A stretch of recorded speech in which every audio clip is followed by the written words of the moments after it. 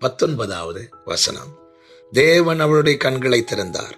அப்பொழுது அவள் ஒரு தண்ணீர் துறவை கண்டு போய் துருத்தியிலே தண்ணீர் நிரப்பி பிள்ளைக்கு குடிக்க கொடுத்தாள்.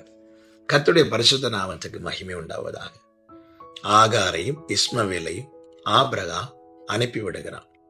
இனி இங்கே இருக்க வேண்டாம் என்று சொல்லி ஏறக்குறைய துரத்தி விட்டது போலதான் அனுப்பி விடுகிறான், வெளியேற்றுகிறான். ஆகார் பிள்ளையும் அழைத்து கொண்டு வனாந்திரத்திலே அலைந்து திரிகிறாள். எதற்காக அலைந்து திரிகிறாள் என்றால், அவள் கையில் இருந்த துருத்தியில் உள்ள தண்ணீர் தீர்ந்து விட்டது.